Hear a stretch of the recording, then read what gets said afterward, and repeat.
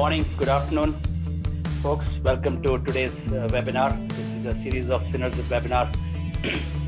I know some of you guys were wondering that whether the audio is on, but I think we checked audio. Looks like you can all hear us, which is great. So welcome again. Before I introduce the topic and the speaker for today, let me just cover some quick logistics. So this is our usual monthly webinar. We'll have roughly about 45 minutes or so for the actual presentation on this topic that I'll introduce in a minute, and then we'll leave another 10-15 minutes for questions which are across the board. I will take some questions along the way, so feel free to keep sending your questions in the Q&A panel on GoToWebinar, and then we are recording this as we always do, and we'll make the document that we shared, that we are using here, also available to people who registered or attend the webinar. With that, let me cover the topic today. So the topic is building a self-sustaining agile organization, a leadership-driven approach. So the essential idea is to cover this topic of how to make agile stick. A lot of organizations go through agile transformations, but the challenge is how do you ensure that the agile values actually become embedded in the identity of your organization and more than just kind of a passing fad. So that's the topic we'll cover today, which is very important, and a lot of organizations struggle with it. And to cover that, I'm delighted to have a fresh speaker in our series, Sean Dunn. Sean is an internal enterprise agile coach with IHS and working in Calgary, Canada. Prior to joining IHS, Sean worked in the defense industry, including working on the ground control software for the U.S. Army's unmanned aerial vehicles. Sean has 13 years as an officer in the Canadian Army Reserve and has been deployed to Afghanistan, and he likes to point out that the military is far more agile than is often assumed, so which is always an interesting recognition for us to make. Sean has spoken at several agile conferences, including Scrum gathering in New Orleans, Agile India, and he has co-authored an experience report for Agile 2015, which was last year. And he has strong interest in the relationship between agile and leadership, and that's the topic at hand. So with that, let me turn it over to Sean. Sean, over to you. Thank you. Thank you for having me here today. I'm really excited to talk with everyone today. And this is a topic that's very interesting to me, is how do we build organizations that aren't tied to a specific personality? How do we ensure that we really build things that are embedded in the organization that will sustain over a long period of time? I've heard lots of people concerned, oh well, this agile thing's just a flavor of the month, or it's a fad, and how do we make sure that's not the case? And so I've kind of put a lot of thought into this and taken some lessons from elsewhere. So I kind of hope share some ideas today. A little bit about myself and IHS. So I'm an internal enterprise agile coach with IHS. So I just work within my own company. We're about 8,500 employees worldwide, with 140 offices in a number of different countries, in over 150 countries. So just to give you an idea of our scale and the number of teams I work with. And we're kind of across a whole bunch of different industries. We provide information and analytics to all these industries. So one thing that we often hear is you've got these teams, software development teams, and they're maybe practicing Agile or doing some flavor of Agile, and they've noticed there's this impedance mismatch. We're doing something, but the rest of the organization or other parts of the organization don't seem to get it. We're doing something and nobody really understands why. Maybe it's the higher ups that don't get it. Maybe it's product management doesn't get it. And so we've got this issue of impedance mismatch. And I have to wonder, why is this still happening? These ideas have been around for a long time, and so why do we still find ourselves in situations where we have these impedance mismatches? And what are we doing to develop organizations to get rid of those mismatches? And I think that's a very interesting question.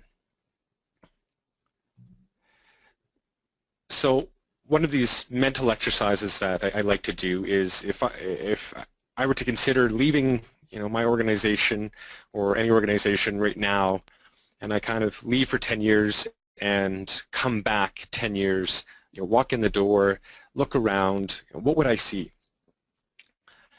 It'll probably be a different group of people. Other people will have retired, people have been promoted into senior positions, we'll have new groups of people, and they're going to be doing things differently. But what will that look like? And what do I want it to look like? And how do I set the seeds? How do I set the conditions today to guide and craft what that will look like 10 years from now? And a variation of that, if I were to return 10 years from now and I walk in the doors and nothing looks familiar, nothing looks like Scrum or nothing looks like Kanban, it's a very foreign looking process that people are doing, how would I react? And that, for an Agile coach, that can be quite scary. Oh, all these things I taught them, they've thrown it out the window, they didn't listen to me, they forgot about it. And so I've failed. Or is that the case? I think if this happens, it's actually one of two extremes. Either it really wasn't internalized, they didn't understand it, or the other extreme where actually they understood it so well and they continued to evolve it beyond into something that's even better, but is now foreign to me. They've advanced the knowledge, they've evolved beyond, and I think that's ultimately the type of environment and the type of organization we want to build. So it's an interesting question. If whatever force was driving Agile in your organization were to leave today, what would sustain for that period of time? What would sustain on its own 10 years out into the future? Would it be the practices, the mechanics of Scrum, the ceremonies and the process? Or a little bit deeper, would it be the principles that we've embodied? We understand the principles well enough that they get passed on. Even more importantly, the values, the underlying values. And beyond that, leadership, are we able to build leaders for future generations of leaders that embody the types of leadership we want and understand these values and principles well enough? And I really fear that sometimes we've without having everything else and just focusing on the practices, that's where we get into the state of dogmatism. Two workplace generations in, we find ourselves in a situation where people are going through the motions of doing scrums and stand-ups, but no longer understanding why we're doing it. And two things can happen in that case. One, either they stop doing it or they become undisciplined because they can't connect it to a purpose, what the benefit of it is. The other extreme is they become just so rigid in following it that they've lost the ability to evolve beyond it. They've lost the ability to inspect and adapt and continuously improve because they are just rigid in following the practices without understanding the principles and values. So how do we build organizations that have this greater depth? That's what I like to work with the teams I deal with. So ultimately, how do we ensure our values and principles persist for generations upon generations? And I mean work generations in our workplace. And ultimately, my success criteria as a coach is to confidently be able to walk away from an organization and know that they will continue to discover new and better ways of developing software. They won't be limited by simply mechanics that I taught them, but they will be able to generate new knowledge and new and better ways of doing things. And along the way, they will do so with that understanding of the values and principles, a really, really deep understanding. And so when I come back 10 years from now, I actually expect to see things looking much, much different because they have continued to evolve beyond what I taught them. I think often as organizations we get really focused on developing the product. which is fantastic. I mean, ultimately that's what sells, what makes us money. We get products out the door. Agile focuses on delivering products early and often, and we've built these Agile teams that are very capable of doing that. But I like to try and coach organizations into thinking that our output is not just the product. It's not just the software. We are just as much building the organization, and that our organization is just as much an output of what we're producing. Because ultimately, developing the product is really in the domain of the teams. Give them the trust that they need, the environment and support they need, and trust them to get the job done. And beyond that, now we have to think of, okay, well, how do we build and develop that organization over a long period of time? And so this idea that the organization is an output is often one that we don't really internalize. And so I like to try and convince teams and organizations that this is their responsibility as well. And how did I get about thinking about this? Well, as it was mentioned before, I've spent 14 years in the Canadian Army Reserve, and this is me in Afghanistan with the unmanned drone that I worked on. And there's nothing really terribly interesting about this, but it got me thinking about, well, how do I apply knowledge from other domains, and how do we take stuff that we know from other domains and apply it to our industry and look outside just software and see, okay, well, what are other organizations doing and how can we learn from that? And when I started thinking about this, I realized, well, the military actually does some things that are very, very different that potentially we could learn from. And this often surprises people because I kind of fell into the Agile coaching role by accident. It wasn't something I was looking to do, very much a convoluted chain of events. And oftentimes I'll tell people about my military experience, and they'll get the idea that, well, that's very, it's very command and control. It's very centralized. They'll get this idea in their head. It looks, something like this. And, this can't possibly be in line with Agile. And I'd counter that. Actually, it's not true at all, and I'll try and convince you of that. If you've got a very centralized decision-making process in the military, you will not win fights that way. The situation is too fluid. It's changing. You've got someone who's actively trying to disrupt your plan. If you've centralized decision-making, your decision-making will be too slow. And I can quote any number of great military thinkers over time in supporting this idea. No plan survives first contact. Plans are worthless, but planning is everything. And it's not necessarily the best decision that wins, but often the fastest. So a lot of these ideas of decentralizing decision-making, getting quick feedback, adapting, have really been in the military domain for a long period of time. And here's kind of the best example. This is General Odierno. So he's the recently retired U.S. Army Chief of Staff, and he's talking about mission command, which is really our term for Agile, essentially. And he talks about decentralized execution, disciplined initiative, empowering agile and adaptive leaders under conditions of uncertainty, establishing mutual trust and shared understanding, and adapting to rapidly changing environments. And you have to wonder if he was interviewing to be an Agile coach when he said this, because the parallels between what we try to do in Agile is just a very very consistent. And so I looked at this and said, okay, there's a lot of similarities there, but what else can we learn when it comes to sustainability? What can the military teach us about sustainability? And you go to the question, where do generals come from? How do we get a general? Can we go out and put we've got an unfilled general position. Can we go out and put an ad in a newspaper, put a job requisition in, okay, we need to hire a general?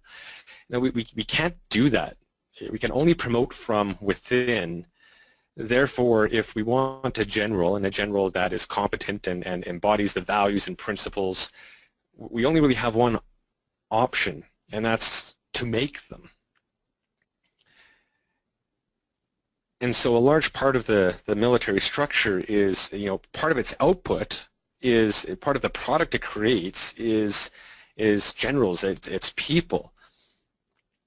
And there's an entire system in place to ensure that we've got people who start from day one in their career as a young lieutenant, and they can go through their career and potentially get to be a general and have all the right experiences and training and knowledge along the way to do that.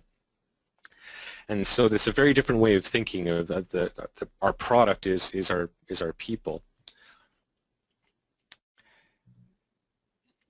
And so what values do we want to build in our organization? And the Agile Manifesto is really values and principles. So they're not just team values and principles, they're organizational values and principles.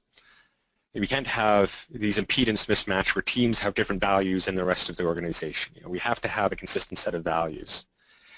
But unfortunately, I don't really find the term agile to be effective when I'm working with teams and organizations. It's unfortunately become a bit of a loaded term. When I have conversations with people, I can't be sure that their mental model of agile is the same as mine. Oftentimes they'll be thinking, what's this process that we need to implement? It's this thing that development teams do, and the rest of us don't have to worry about it. So I need to step back and explain my mental model. And this is my mental model, and it's useful for me in the coaching I do. And it's essentially this. There's 3 dimensions, technical excellence. And what do I mean by that? This is all the craftsmanship, all the coding skills, all the technical things we do to make software that can accommodate change.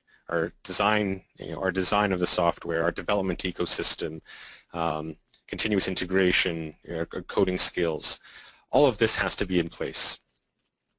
And we can develop organizations along this dimension.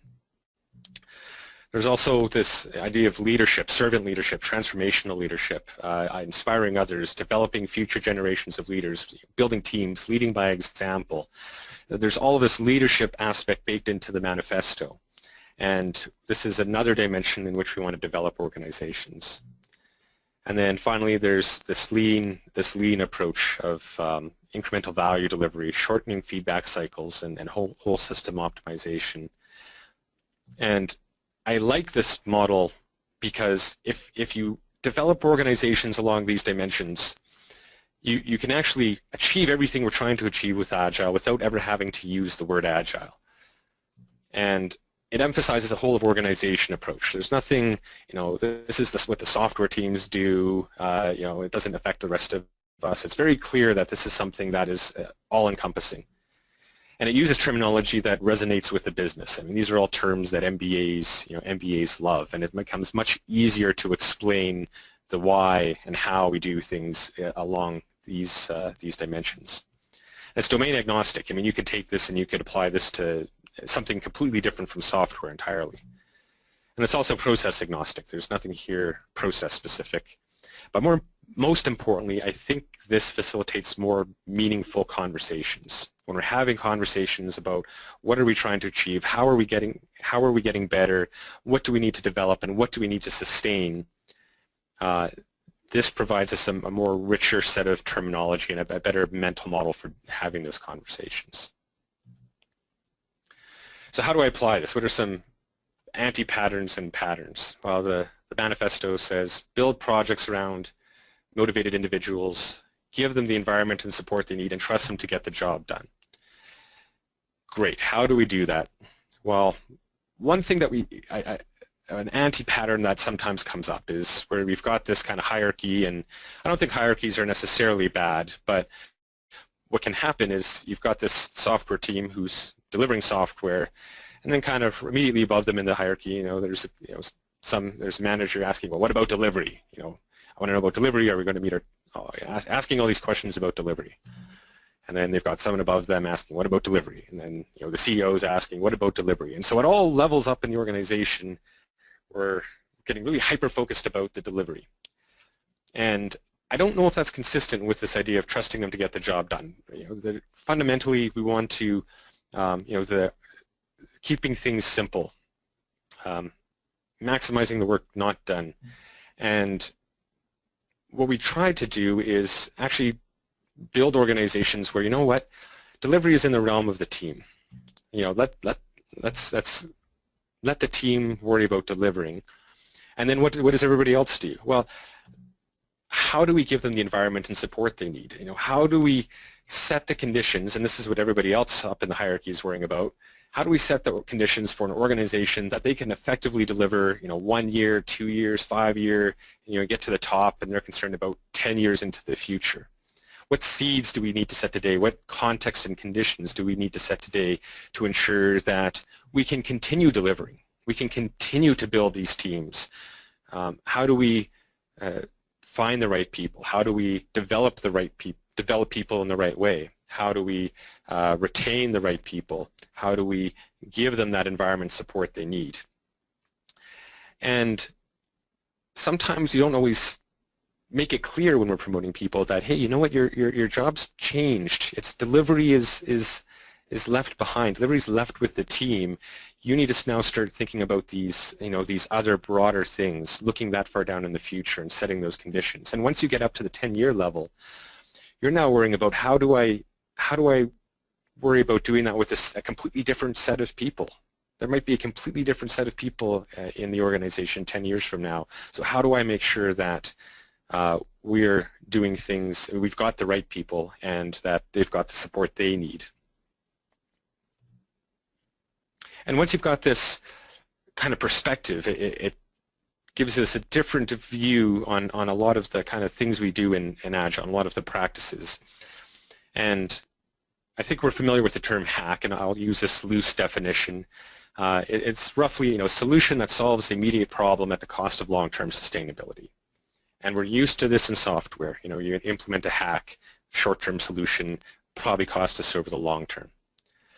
But if we start thinking about, well, what are hacks in our organization? What are things that we've done to solve immediate problems? But maybe there's some long-term consequences we're not quite thinking of. And I'll make the controversial statement that maybe Scrum is actually a collection of organizational hacks. And that's not necessarily a bad thing. But if you look at all the practices in Scrum, they were all developed as an immediate solution to real organizational dysfunction. Every practice in Scrum is a direct response to some dysfunction. And it just so turns out lots of other organizations have the same problem. So Scrum is a really good solution for getting traction to overcome a lot of these things. But when you start thinking about 5, 10 years out, where do some of these things not support sustainability? And here's one I like to talk about. The conventional Scrum wisdom is Scrum Masters should not be managers. Well, why is that? I'm not saying they should be, but why are we so concerned about them not being? And usually the answer that's given is something like, well, managers don't know how to be servant leaders. People won't trust management, therefore they can't be open and honest with them. So basically our solution to that is let's marginalize management, and then we'll insert the type of leader that we want to have. We will insert a servant leader in the situation. We'll create our own set of leader that fits our idea of what we want a leader to be. But is this an organizational hack?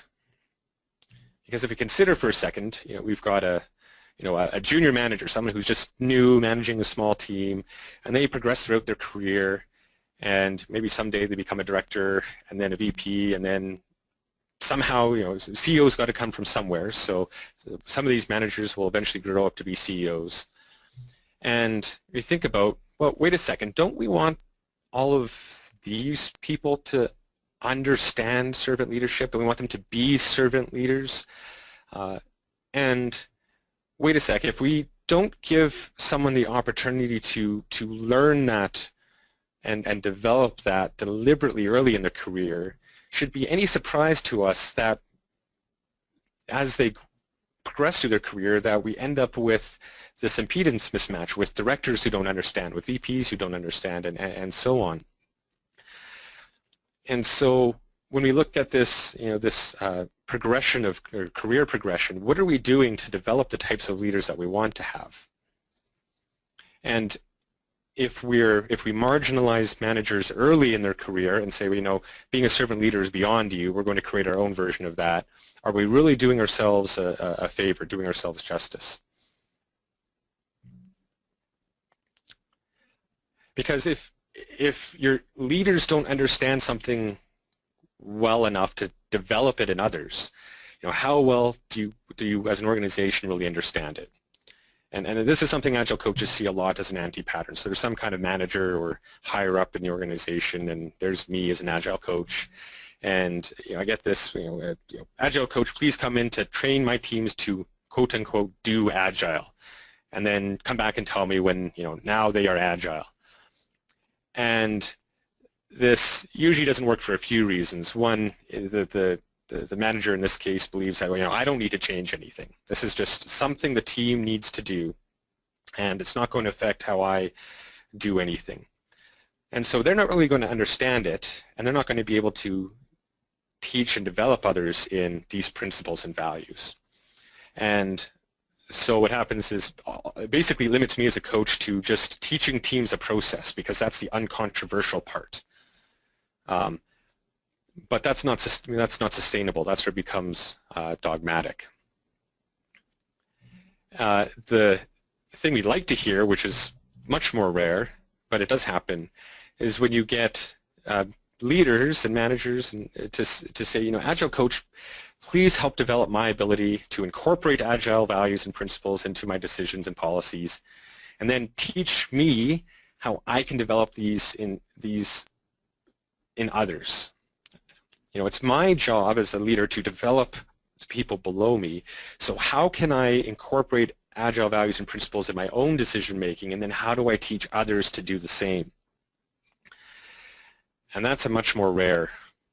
That's much more rare. But this is the type of thing that I, as an Agile coach, like to see. I like to work with leaders and help them understand it, because fundamentally, if leaders don't understand it, how well as an organization do we really know it? Again, we're not just talking about... One question while you're on this page. Yep. Okay, so in this example of pattern, an anti-pattern with Agile coach coming in, is Agile coach expected to help an organization on practices or on principles and values, or all of the above? I think you need all of the above. I think that the practices are good because they exist for a reason. They exist through trial and error, and they solve problems, but they can't be done outside of context. You won't be able to evolve those practices without knowing why. And once you get to higher levels of the organization, you need to be able to set policies and make decisions that are consistent with values and principles, but you're no longer worried about the practices. And you don't want to be in the position of just, reinforce or just trying to police the practices and try and hold people in compliance with the practices. What we're trying to do instead is develop organizations where they actually get this stuff at a deep enough level that they can pass it on and develop others. So I think Agile coaching is great. I think it has to happen at all levels. And I think the end state of Agile coaching is actually being able to walk away. If an organization has to continuously have Agile coaches come in perpetuity, like forever and ever, then we're maybe not doing what we need to be doing, because ultimately we want leaders and managers to understand the stuff well enough that they can teach it and pass it on in all these teachable moments that happen on a day-to-day basis. Great, thank you.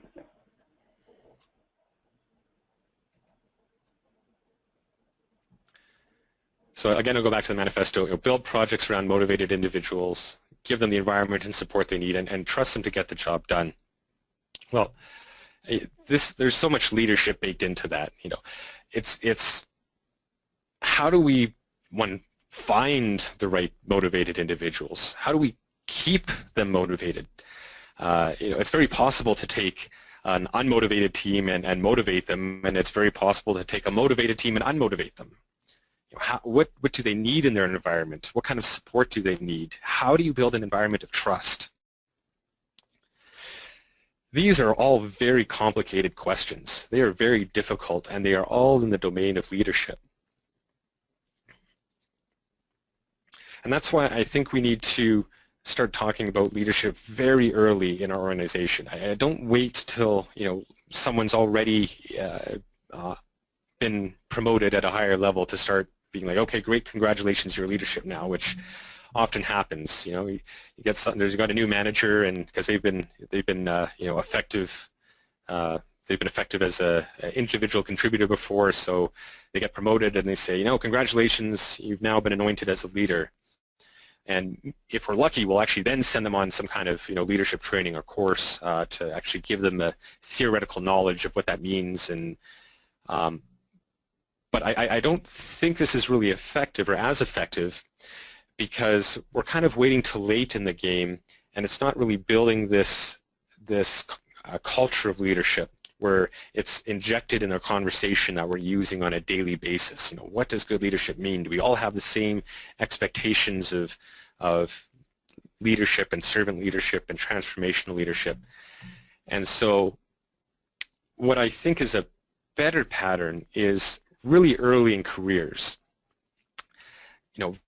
Before someone's a leader, actually take the time and invest the time to teach them leadership theory. What kind of leadership do we value as an organization? Well before they're in a leadership position. And this sounds really strange to people, because it's like, well, why would I invest the time to and teach someone leadership before they're in a leadership position? Well, my answer to that is twofold. Everybody is a leader. Everybody has the capacity for influencing. Everybody has the capacity for leadership, and we need to start thinking that everybody at all levels can be leaders. And from an intern on a team, they can influence that team. Secondly, by giving someone the theoretical understanding and of leadership and mental models about leadership, all their experiences from that point forward throughout their career, even if they're not in a leadership position, but all of their experiences can now be put in the context of that mental model. So that when they do get in a leadership position, all of that experience has that much more value, and exponentially more value, because they've been able to assess it, understand it in this lens of the type of leadership we want, servant leadership. And so all that experience has that much more value when you actually do give them a leadership position. And for example, in the Army, in Canadian Army anyways, we'll take someone with maybe about 4 years, 4 or 5 years of experience, fairly junior in their career, and we'll put them on a close to 2-month-long, maybe a 6-week-long leadership course. For 6 weeks full-time, that's all they're doing is leadership. But if we think about how important it is to have generals who really understand this, we need to make sure that they've got that fundamental underpinning really, really early in their career. And here's an example of what I mean by that theoretical underpinning. Here's an article from General Brown and Colonel Terdash, and I think this is one of the better descriptions of what we mean by servant leadership. Recognizes that the best ideas come from those closest to the problem, puts the organization first, and I really love this phrase, they are merely a steward of our profession, showing that they care is by the investing in the people they serve, assuming blame for failure and focusing praise on others, creating a culture of disciplined initiative by underwriting risk and supporting bold action, seeking to flatten organizations and break down stovepipes, creating a free flow of information ideas, and creating a learning environment where people are not afraid to fail. And you can easily spend 6 weeks, I believe, in a software development organization talking about how does this translate into tangible behaviors, tangible decisions, tangible actions in in a small team context and at larger contexts in organization. And so it's getting people to think, think in this way. And there's one here that I'll really focus on because I think it's an important one that we don't emphasize enough, which is this creating a culture of disciplined initiative by underwriting risk and supporting bold action. In Agile, we want this idea of initiative, but how do we do that? We need to underwrite risk and support bold action, and it's our job as leaders to create that environment where that's possible. So what does that look like? Well, where do bureaucracies come from? Where do heavily bureaucratic organizations come from? Where do waterfall organizations come from? Waterfall is really the road to waterfall is through seemingly rational decisions. You can have a series of people, smart people, making rational decisions over time that ultimately results in waterfall process heavy. Why is that? Well, it's essentially something like this. Something goes wrong, and we've as an organization, we've developed leaders to believe that it's their responsibility for implementing a new process or a new policy, and let's make sure that never happens again. That's my job as a leader, to make sure this never happens again and create a new set of decisions that need to be made, or a new decision authority, a new process that needs to be followed, because ultimately we've created a generation of leaders who believe it's their job to reduce risk. And I think what we need to do is develop generations of leaders who understand it's their job to underwrite risk, to accept risk, and take personal responsibility for risk. And an example I'll use, and this is probably one of the most powerful statements that someone's ever told me in my career, was at a time when I was in a new position, I had a new boss, and I wasn't confident in the decisions I was making. And so I'd always go back to my boss to seek his approval for decisions. I'd always make sure that, okay, can place a decision before him. And very quickly he said something very powerful. He said, "Sean, I trust you. I trust your decision making. I will trust your decision, and I will support whatever decision you will make." And fundamentally, he was going to accept the risk. He was personally going to accept the risk for whatever decision I make. If I make the bad decision, he was going to bear that on my behalf. And therefore, by doing so, we would create the environment where I could make those decisions. And I think that's a really powerful idea that we want to convey to people, is that if we want people to, if we want to decentralize decision-making, if we want to push decision-making down, create environments where people can try things and learn and inspect and adapt and innovate,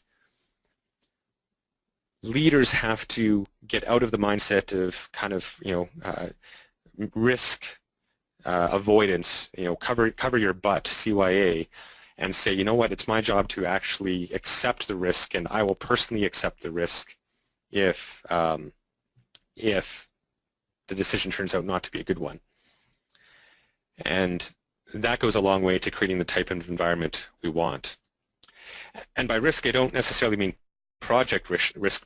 I mean, probably more importantly, I mean, bureaucratic risk, career risk. If something could go wrong, and I will accept the impact that has on how people perceive me or anything like that. I'm not suggesting we accept all risks. Leaders accept all risks, but being very deliberate about underwriting risks so that others have that freedom to make decisions. So, in conclusion, I think that it's important for us to realize that building the sustaining organization requires deliberate thought, effort, and investment, and it's all-encompassing. It crosses HR, it crosses how we manage our portfolios and projects, and we have to put a lot of thought into how we do that. It doesn't just come easily. and I gave a few examples today, which I hope are a little bit outside of what we're used to thinking about. And Agile values are organizational values, right? The Agile Manifesto is values and principles, and so we really have to embed them and internalize them across the organization. And we have to not get dogmatic in the practices in doing that. You have to understand the why. And leaders need to understand that it's their job to develop people in these values and principles. It's their job to pass them on. And when decentralizing that authority and that decision making and passing that down and giving people the freedom and the room to make their own decisions, it's how do we teach them to bring the values and the principles into that decision making? How do we teach people to make decisions in the context of Agile values and principles? Because ultimately, leaders at all levels should be Agile coaches.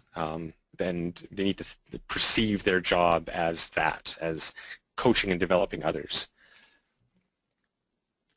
And bring leadership or conversation early in the career.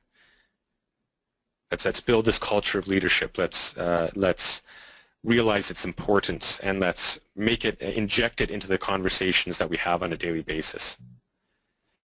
And finally, let's create generations and future generations of leaders who understand that it's their responsibility to accept risk, to underwrite risk, because if they don't do that and become risk adverse, then that's how we end up back in waterfall organizations. That's how we end up back in bureaucratic organizations. That's how we end up back in dogmatic organizations.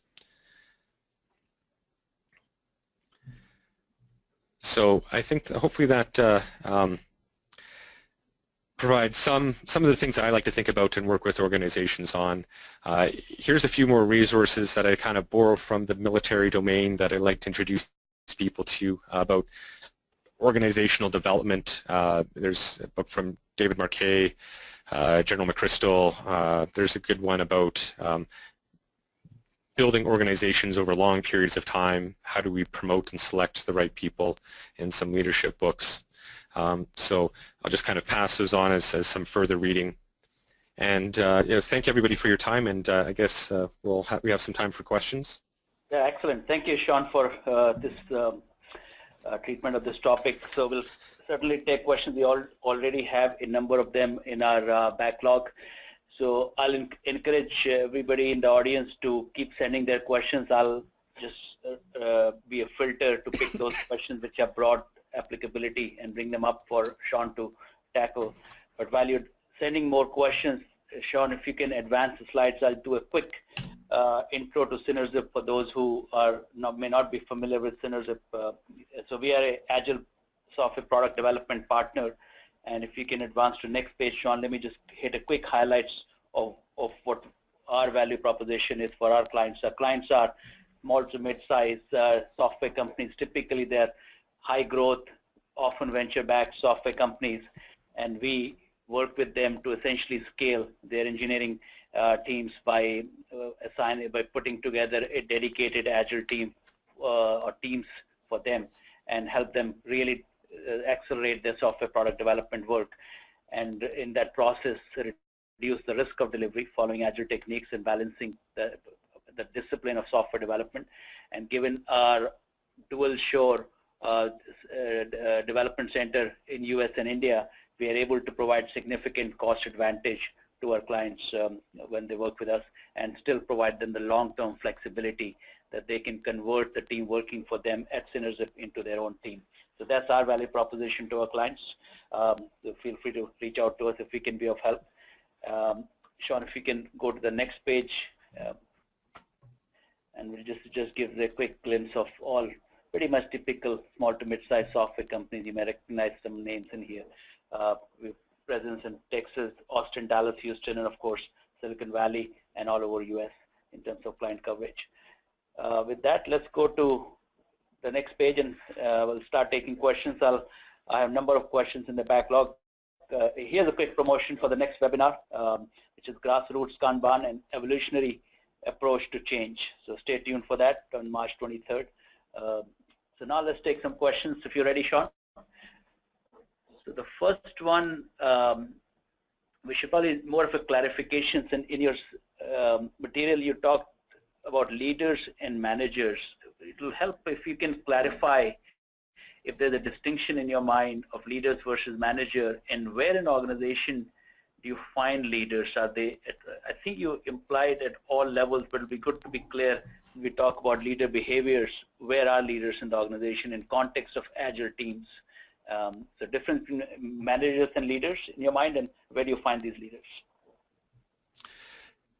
Yes, I like the idea of David Marquet in his book, which is leaders exist everywhere, and even if you're not in an authority position, you still have still have an expectation of leadership, and then we want to create leaderships, because even on an agile team, if leadership is the art of influencing, well, everybody on the agile team is influencing, and we want that to be a positive influence, and so we need to start developing people to think about that early. So I think that leadership, we want to develop people at all levels to be leader. Everybody can think about their role in terms of as a leader.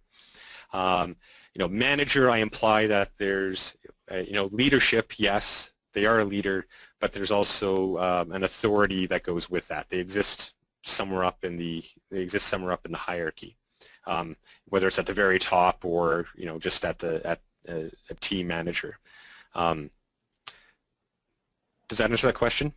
Yeah, that makes sense. Thanks. So let's take next question, which is this topic of, I think, to what you covered, impedance mismatch that you referred to several times in your presentation, Sean. So the question is, if you're in a large organization, which is from the top down, more of a command and control from the top rather, should the IT organization forget about being successfully transforming to Agile, because its senior leadership is command and control and inconsistent, therefore, with Agile? No, I wouldn't say that giving up is a good option, or just throwing the towel. I would suggest that what we need to do is think about, okay, well, how do we develop the people so that, okay, maybe tomorrow we're not going to have people at the highest level who really understand, but 10 years from now, how do we have a better chance that the people at the top will understand? So how do we start looking at the people in the entry-level management type positions today, and making sure that we're developing them properly, and so that in the long term we'll get to where we want to be. There's also, again, I'll go back to David Marquet's. He's got some techniques. He calls it the leadership ladder, but he's got some techniques for dealing with that. And when you're engaged in conversations where you are you have this command and control context, well, how do you, maybe you're not in the position of authority, you're below the position of authority, but how do you engage that higher authority and kind of practice your own ability to make decisions, and come to them with, okay, well, here's my intent. He talks about intention-based leadership. Here's what I intend to do, and just asserting a little bit at a time that idea that we are thinking through this problem, and we can come to the table with a recommendation for solving this, rather than waiting for a command and control from the top. So I'll point to that reference as for some suggestions on dealing with that scenario. Okay, great, thanks. So let's take another question. So we talk about the agile transformation and making it stick, essentially. So in your experience, how long does it take for an organization to be able to make that transformation successfully, and what are the observable signs? How do you know that? What can one observe walking around that it has reached a point of sustainable agile? Well, the only way, I guess, to really know is to wait 10 years and see what happens. some things you can do in the meantime is go around and look and see, how are managers spending their time. I mean, you can tell values by people's calendars. What they value is how they're investing their time. And if they're investing their time in worrying about things like, how do I teach people? How do I develop people? How do I teach the people on my team Agile principles? And you'll be able to see that in their conversations. When they're having conversations, they're not telling people what to do. They're taking the opportunity. They're finding these teachable moments to evaluate decisions in the context of these values and principles. When they say, oh, here's a decision to be made, how do we evaluate, how do we enumerate the different options, and how do we evaluate them against these, the pros and cons against these principles? And you'll be able to see these conversations happening on a daily basis. And I think that is one sign that I would look for. Great. Thanks. Well, let's take a related question, and maybe there's not much new to add, but I'll still read off the questions in case something more interesting comes to mind, Sean. So the question is, are there any specific recommendations on how to develop Agile coaches? So currently, all the training options these coaches have to offer sounds like this: target a specific Agile methodology as opposed to the general Agile principles. So do people need to learn the principles via the methodology, that you go through practices first and then learn the principles, or what can one do to be, I guess, better Agile coaches, to bring better Agile coaches into the mix? Yeah, there's really good resources out there. I don't believe that someone needs to go on specific training or certification to do that. I think what one really has to do is be committed to development, their personal development, and use a lot of the resources that are out there. I mean, for example, Lisa Adkins, Coaching Agile Teams. Yes, there's some parts about, the process specific. I mean, she'll talk about stand-ups, but it's very easy to read through that material and pull out the parts that are completely process agnostic. A lot of the, how to ask powerful questions, for example, all of that is process agnostic. Patrick Lencioni's, the 5 dysfunctions of the team. Just lots of really good content in there. Getting to yes. So there's all these great resources out there that we can pull on, and I think the main thing is for people to create feedback, feedback loops for themselves as they're trying things. How are they going to get the feedback on, I tried something new, how did it work, what would I do differently next time? And part of that is self-reflection, and then the other part is creating those channels by maybe getting a peer to help, sit in on when you're facilitating or having a conversation, and then give you feedback afterwards, or creating like a leadership guild where you discuss leadership topics.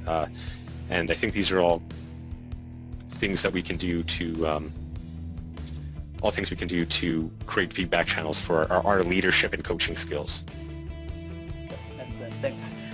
So since you mentioned leadership guild, let's take another question somewhat adjacent to that, which is, are there any good role model companies? So for example, we hear of Netflix as a role model or discussion around culture often. This is an example.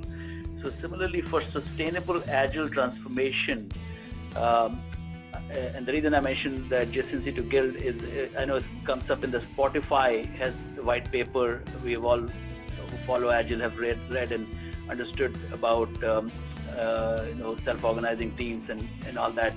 So Spotify is one example that comes to mind. Are there other such examples in the software or even outside of software perhaps, where Agile transformation and sustainable Agile role model, that someone can look up those case studies and at least use them as a goal to achieve to? That's a great question. And certainly, I've looked at the Netflix culture, that presentation, and I've seen the Spotify's, and and certainly everything that I've heard and seen points to those as good case studies. Now, I haven't been as part of those organizations, so I can't say firsthand that what they say is what they do. But what I have heard is that it is they are thinking about the right things. Are there any other organizations? I'm sure there are. I don't have any first-hand experiences I can convey, but I would be very interested in learning from other people if they've had experiences or things that have worked well or haven't worked well for them. And I think, and you did mention in the opening your own first-hand experience of Army, maybe more agile than we come to think of. So that's probably a good one. Excellent. I think that's pretty much it for all the questions that seem to make sense. Like any other closing comments, Sean, before we wrap up this webinar? We've got a few more minutes. Thank you very much for the opportunity. I enjoyed it, and I hope everyone found it a valuable discussion.